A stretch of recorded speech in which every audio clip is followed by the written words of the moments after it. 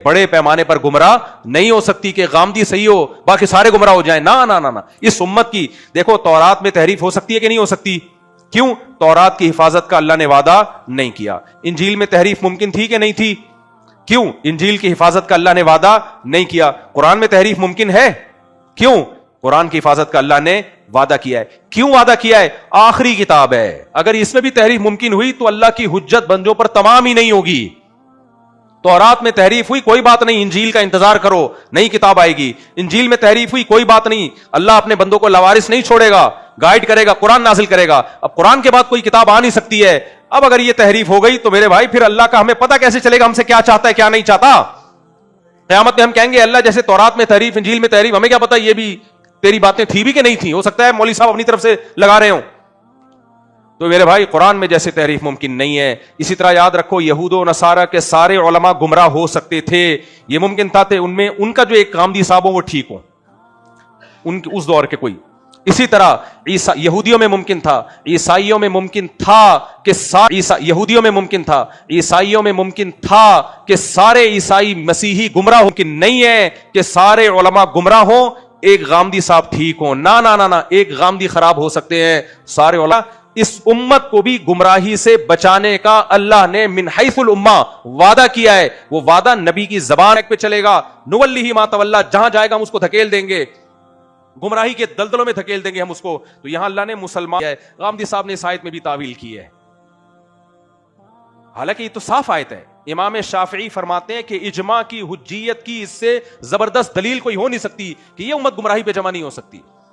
और नबी ने भी फरमाया ला तज़ालु ताइफतुम मिन उम्मती ज़ाहिरीन अलल हक़ ला तजतमिउ उम्मती अला ज़लाला, मेरी उम्मत गुमराह नहीं हो सकती। मिन हैसुल उम्मा। समझ में आ रही है बात कि नहीं आ रही?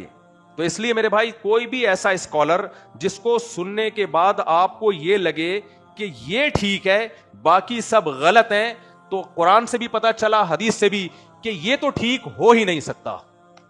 जिसको सुन के आपको लगे कि ये ठीक है बाकी सारे गलत हैं, क्योंकि उम्मत मिन हैसुल उम्मा थोड़ी गुमराह होगी।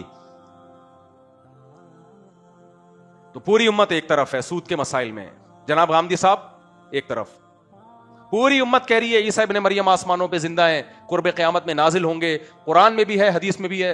गामदी साहब कहते हैं वफात हो गई उनकी। पूरी उम्मत कहती है शादीशुदा मर्द अगर जिना करता हो तो उसकी सजा संसार है, क्योंकि मुतवातिर हदीसें इस बारे में, इजमाई उम्मत है। गामदी साहब कहते हैं ना, शादीशुदा मर्द अगर जिना करे उसकी सजा संसार नहीं है। कुरान मजीद में पहले संसार का हुक्म था, ये आयतें निकाली गई हैं। नबी सल्लल्लाहु अलैहि वसल्लम ने इन आयतों को, बाज दफा कुरान की तिलावत मनसूख होती है, हुक्म मनसूख नहीं होता। यहां से गामदी साहब ने कहा देखो तिलावत मनसूख है, इसका मतलब हुक्म भी मनसूख है। ना ना ना ना ना, ना। तिलावत मनसूख हुई है, हुक्म मनसूख होता तो नबी सल्लल्लाहु अलैहि वसल्लम शादीशुदा को रजम ना करते, पूरी उम्मत का इजमा ना होता। अल्लामा इब्ने कसीर ने लिखा है कि सवाल पैदा होता है कि जब तिलावत मनसूख हो गई तो अल्लाह ने हुक्म को क्यों बाकी रखा? तो उन्होंने फरमाया ये बताने के लिए कि इस उम्मत में इजमाए उम्मत की भी वही हैसियत है जो कुरान की आयत की हैसियत है। अल्लाह की मर्जी है, अल्लाह की मर्जी है ना। तो सहाबा ताबीईन सबके दौर से यही होता आ रहा है, वो कुरान को ज्यादा समझते थे। तो पूरी उम्मत गुमराह नहीं हो सकती मेरे भाई। इसलिए सूद सूद है, किसी का माल नाहक खाना क्या है? हराम है, नाजायज है। गामदी साहब ने तलाक के हकाम में भी बड़ी गड़बड़ की है। कुरान मजीद तलाक के हकाम बयान करता है, अत-तलाक़ु मर्रतान, तलाक़ें 2 मरतबा, तीसरी मरतबा दे दी तो बीवी हलाल नहीं है। गामदी साहब ने कहा हुकूमत के लिए जायज है कि वो इंतजामी तौर पर तलाक के हकाम खुद वज़ा करे कि कैसे निकाह को ख़त्म किया जा सकता है। अगर गवर्नमेंट को इसकी ज़माने के हिसाब से तब्दीली की इजाज़त होती तो कुरान आसमान से तलाक के हकाम क्यों नाजिल करता? समझ में आ रही है बात कि नहीं आ रही है? तो मेरे भाई दीन मेरी और आपकी मर्जी का नहीं है। मैंने यहां से शुरू किया था, अब इसी पे मैं ख़त्म करता हूं कि इल्लीगल और लीगल होना अलग चीज़ है, हलाल और हराम होना अलग चीज है। लीगल या इलीगल करना गवर्नमेंट का काम है, हलाल और हराम करना किसका काम है? अल्लाह का काम है। लीगल को हुकूमत कानून पास करके इल्लीगल भी कर सकती है और इल्लीगल को हुकूमत कानून पास करके लीगल भी कर सकती है। लेकिन नबी सल्लल्लाहु अलैहि वसल्लम की वफात के वक्त जो हलाल था क़यामत तक हलाल रहेगा, जो हराम था क़यामत तक हराम रहेगा। नबी सल्लल्लाहु अलैहि वसल्लम की वफात के वक्त जबान से 3 टाइम डिवोर्स अगर आपने निकाल दी तो वो बीवी हराम थी, क़यामत तक हराम रहेगी, आपके लिए हलाल नहीं हो सकती, चाहे कोई कानून कितना ही मजबूत हो। नबी सल्लल्लाहु अलैहि वसल्लम की वफात के वक्त कुरान से भी, हदीस से भी, इजमा से भी पता चलता है कि निकाह में आने का औरत को इख्तियार था, वो जबान से कबूल बोले या सर हिलाए तो वो निकाह में आएगी, उसकी मर्जी के बगैर उसका निकाह नहीं होता। लेकिन निकाह से जाने का, निकाह से निकालने का राइट किसके पास है? शौहर के पास है। गवर्नमेंट अगर ये राइट औरत को दे दे, उसकी शरई तौर पर कोई हैसियत नहीं है, क्योंकि अल्लाह ने बीवी को यह कहा है कि तुम 2 तरह से शौहर की निकाह से निकल सकती हो, या तो वो डिवोर्स दे या तुम उससे खुला लो। और कुरान कहता है खुला मियां बीवी का एग्रीमेंट है, बीवी की तरफ से मुतालबा होगा, शौहर उस मुतालबे को कबूल करेगा और उसके मुआवजे में कुछ पैसे ले लेगा या महर माफ करवाएगा। दोनों के एग्रीमेंट से ये जुदाई होगी तो निकाह क्या कहलाएगा? खत्म कहलाएगा। ये जो खुद ब खुद कोर्ट में आपकी बेगम गई और जज साहब ने उसको तंसीखे निकाह की डिग्री पकड़ा दी, इस्लाम की नजर में इसकी कोई हैसियत नहीं है। ये बीवी शौहर के लिए हलाल थी, हलाल है, और किसी और के लिए हराम थी, जज के फैसले के बाद भी क्या रहेगी? हराम रहेगी, क्योंकि बीवी का हलाल या हराम करने का इख्तियार जज के पास नहीं है। किसके पास है? अल्लाह के पास। हां, बीवी पे अगर जुल्म हो रहा है, समझ में आ रही है बात? शौहर, जुल्म का मतलब बीवी के बेसिक हुकूक अदा नहीं कर रहा, तो फिर अल्लाह ही ने जज को निकाह के खत्म करने का इख्तियार दिया है, कुछ शर्तों के साथ। समझ में आ रही बात कि नहीं आ रही? वो शर्तों में क्या है? सबसे पहली शर्त नबी ने बयान की, अल बैयिनतु अलल मुद्दई, जो भी दावा करेगा कि मुझ पे जुल्म हो रहा है, उस दावे को साबित करने की दलील उसके जिम्मे है। बीवी पहले साबित करेगी मुझ पे शौहर जुल्म कर रहा है, और वो वाला जुल्म जिसमें निकाह का खत्म करना जायज होता है। छोटा मोटा ज्यादती तो हर एक दूसरे के साथ कर रहे होते हैं, कुछ जुल्म ऐसे संगीन नौइयत के हैं कि उसमें शरीयत ने औरत को यह राइट दिया है कि शौहर अगर उस जुल्म से बाज नहीं आ रहा, मिसाल के तौर पर एक जुल्म यह है कि ना बीवी को रख रहा है ना छोड़ रहा है। कितने लोग हैं शादी की और मुल्क से बाहर चले गए, भाई लेके जाओ इसको यार, नहीं जी मैं छोड़ूंगा भी नहीं, मैं रखूंगा भी नहीं। यार रख लिया, बुनियादी नान नफका ही नहीं दे रहा उसको, जो उसका बेसिक राइट है वो भी नहीं दे रहा, तो कहां जाएगी भाई? क्या जहर खाएगी? क्या खाएगी वो? तो आप बेसिक हुकूक तो अदा करो उसके। ये काम अगर नहीं कर रहा या इस नौयत का कोई जुल्म कर रहा है, तो फिर अल्लाह ने औरत को यह राइट दिया है कि वो जज के पास जाए, और नबी ने फरमाया कि वो साबित करे, जुल्म जहां भी होगा नबी कहते हैं साबित करेगी कि हो रहा है। यह नहीं होगी कि उसका एक तरफा बयान लेके जज फैसला कर दे। वो साबित करने के मुख्तलिफ तरीके हो सकते हैं। साबित करने के बाद फिर जज पहले तो शौहरी को कहेगा कि छोड़ो, वो नहीं छोड़ता तो फिर तंसीख निकाह होगा। ये 3 तरीके हैं, इसके अलावा चौथा कोई तरीका इस्लाम में नहीं। ये जो आजकल तरीका अदालत में चल रहा है कि औरत गई मुझे इस शौहर के साथ नहीं रहना, या उसने दावा किया ये जालिम है, लेकिन उस दावे पे कोई दलील नहीं उसके पास, और जज लेता भी नहीं है, कोई दलील मांगता भी नहीं है, इसमें नहीं होगा भाई। इसमें वो औरत किसी और के लिए हलाल बोलो नहीं। तभी लोग मेरे पास आते हैं कि बेगम मैं किसी तलाक याफ्ता खातून से निकाह कर रहा हूं, उन्होंने खुला की डिग्री ली है, तो मैं कहता हूं पहले उस खुला की डिग्री मुफ्तियों को दिखा के फतवा लो कि ये खुला शरियन सही हुआ है कि नहीं हुआ। किसी की बीवी से आप निकाह नहीं कर सकते। वो कहते नहीं कोर्ट ने कहा है। मैंने कहा भाई जज कोई अथॉरिटी नहीं है, हलाल और हराम करना किसका काम है? अल्लाह का। ये जज के पास राइट थोड़ी है। जज कहते ये खिंजीर के मैंने फैसला कर दिया कि ये हलाल है, हलाल हो जाएगा। तो मेरे भाई खिंजीर से ज्यादा हराम किसी की बीवी है जिससे रिलेशन बनाना। खिंजीर खा लो ये भी हराम, किसी की बीवी से शादी कर लो ये उससे बड़ा हराम है। नहीं आई मेरा ख्याल है बात? तो जज जैसे खिंजीर जो हराम था हलाल नहीं कर सकता, चाहे 100 फैसले कर दे। जमशेद की बीवी किसी और के लिए हलाल नहीं हो सकती जब तक उस प्रोसेस को इख्तियार ना किया जाए जिस प्रोसेस के बाद अल्लाह ने कहा है कि अब तेरे ऊपर हराम है। जब तक पुराने शौहर पे हराम नहीं होगी किसी और के लिए हलाल। इस्लाम में औरत के लिए एक ही मर्द हलाल होता है एक टाइम पे, डबल आदमी उसके लिए हलाल बोलो नहीं हो सकते। दे दनादन खुला की डिग्रियां चल रही हैं, दे रहे हैं, आप जाओ अदालत में। बर्बाद हो गया पूरा निजाम, फैमिली सिस्टम। इसका नुकसान औरत को होगा क्योंकि मर्द डरेंगे अब शादियां करते हुए, बोलेंगे भाई करो तो रजिस्टर्ड नहीं करो वगैरह वगैरह। नहीं, तलाक की धमकी बुरी चीज है लेकिन इस पे खुला नहीं बनता, उस पे तलाक नहीं होती। हमारे यहां कानून पास हो रहे, बीवी को हू किया तो सजा है, बीवी को यूं किया तो सजा है। उसका नुकसान क्या होगा?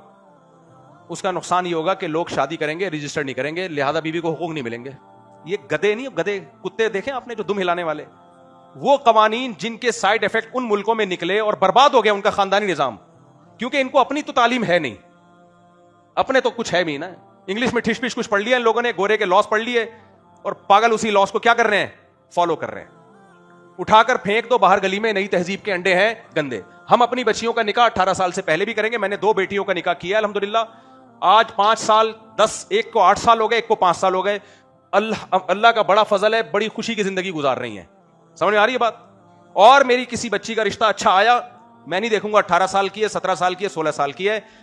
अबे भाई, ये जो असेंबली में बैठे हुए लोग कानून पास करने वाले, इनका कोई खानदानी निजाम नहीं है, इनकी कोई फैमिली वैल्यूज नहीं है। इनकी बच्चियों के बॉयफ्रेंड होते हैं, मुंह काला कर रही होती हैं, पकड़े जाते हैं तो कहते हैं बेटा एक्चुअली अगर आप उस सोफे पे कर लेती, इधर बैठ के ना करती। जिन गधों घोड़ों का ये निजाम हो, वो हमें समझा रहे हैं कि 18 साल के बाद करनी है कि 18 साल से पहले करनी है। ये बाप का काम है, वो फैसला करे कि कब करनी है। वैलेंटाइन डे में 15-15 साल की लड़कियां भाग रही हैं, जिना कर रही हैं। 15-15, 13-13, 14 साल की लड़कियों को इश्क माश्के हो रहे हैं, और हम अपने बेटों की भी करेंगे। एक की तो मैंने कर दी है, वो 17 साल में बात तय हुई थी, लड़की वालों ने देर की तो कमबख्त 18 का हो गया, वरना मैं 17 में कर देता उसकी। वो लड़की वालों ने की ताखीर की वजह से उस कमबख्त की 18 साल में की। मैंने कहा कमबख्त 18 में तो सभी करते हैं, मैंने क्या तीर मार दिया, वरना 17 में कर देता उसकी मैं। और 17 क्या 15 में अच्छा रिश्ता मिलता निपटा देते। बेटों की भी करेंगे। एक की तो मैंने कर दी है, वो 17 साल में बात तय हुई थी, लड़की वालों ने 18 में तो सभी करते हैं, मैंने क्या तीर मार दिया, वरना 17 में कर देता उसकी मैं। और 17 क्या 15 में अच्छा रिश्ता मिलता निपटा। असेंबलियों में शराब पी के आते हैं और हमें बता रहे होते हैं कि 18 साल से पहले करनी है, कि हमारे पास कुरान है, इस्लाम है, तो हमसे इस मामले में गलत जगह नहीं कर दो जल्दबाजी में। जो आ रहे मुंह उठा के बच्ची पकड़ा दी, ये सही नहीं है। अच्छा रिश्ता आए जो नहीं है, ससुराल को भी बताओ इसको किस तरह से लेके चलना है। तो अच्छा रिश्ता आए तो दाएं बाएं देखने की जरूरत बोलो नहीं। कोई लीगल करते हुए मौत आ रही होती है, ये हमें बताएंगे। और इनके अपने घरेलू हालात, इनके ना बेगम इनको पूछती है कम वक्तों को, और ना इनकी बेटी है इनको tata bye bye daddy how are you, Jamshed how are you fine, ये चल रहा होता है इस घर में। इनको क्या पता फैमिली वैल्यूज क्या होती हैं। इस्लाम का एक प्यारा खानदानी निजाम है, समझ में आ रही है बात। और बाप बच्ची को रुखसत मजबूरी में करता है। किसी बाप को यह शौक नहीं है कि अपने घर में से अपनी बच्ची को रुखसत करे, किसी को शौक नहीं। बच्चियां तो घर की जीनत होती हैं, उसके मुस्तकबिल को बनाने के लिए कुर्बानी देता है वो, समझ में आ रही है बात, उसके फ्यूचर को बनाने के लिए। तो बाप से ज्यादा कोई बच्चियों का खैर ख्वाह नहीं है। हुकूमत इस मामले में टांग अड़ाने की कोशिश ना करे। लोग कह सकते हैं कुछ बाप जालिम भी तो होते हैं, हुकूमत से ज्यादा नहीं होते। हमें पता है तुम ये जो कानून बना रहे हो ना, ये गैरों को खुश करने के लिए बना रहे हो, उनसे फंड लेने के लिए बना रहे हो, हरामखोरी के लिए बना रहे हो। तुम ये कानून कौम के मफाद को सामने, कोई बच्चियों का खैर ख्वाह नहीं है। हुकूमत इस मामले में टांग अड़ाने की कोशिश, ये गैरों को खुश करने के लिए बना रहे हो, उनसे फंड लेने के लिए बना रहे हो, हरामखोरी के लिए बना रहे हो। तुम ये कानून कौम, बेटियां एक आध तो तुम्हारा बच्चा होता है, करोड़ों रुपए तुम कमाते हो, और एक एक बच्चे के बाद फैमिली इसलिए रोकते हो कि इनको खिलाना ना पड़ जाए। ये तो तुम्हारी फ्रेंड और बीवी में कोई फर्क नहीं है। तुम हमें बताओगे कम बख्तो ये लाजमी लगाया करो आखिर में। हम इस्लाम को फॉलो नहीं करते, या हम शिद्दत इसलिए करते हैं बगैर तो तुमने इंडिया से हमें आज़म रहमतुल्लाह अलैह का बनाया वाला आईन नहीं है। कायदे आज़म ने बार बार तकरीरों में कहा है कि हम हिंदुस्तान से क्यों अलग हो रहे हैं इस्लाम के नाम पे। ना हमारे कायद से तुम वफा कर रहे हो, ना उलमा से वफा कर रहे हो, ना आइन से वफा कर रहे हो, तो फिर हम क्यों तुमसे मोहब्बत करें भाई। हम इस मुल्क को तुम्हारे कवानीन की भेंट नहीं चढ़ाएंगे। ना हम इस अदालती खुला को मानते हैं, हराम थी औरत पहले भी, इस खुला के बाद भी हराम रहेगी दूसरे मर्द के लिए। समझ में आ रही है बात। जज को चाहिए अपनी बीवी को तलाक दे, दूसरों की बीवियों को तलाक देने का जज के पास कोई इख्तियार नहीं है, जब तक वो सूरतें ना हो जो मैंने बयान की हैं, कोई इख्तियार नहीं है जज के पास। और दूसरी बात ये, हमारी मर्जी, हम अपनी बच्ची की शादी 13 साल, जब बालिग होने के बाद 13 साल में करें, 14 साल में करें।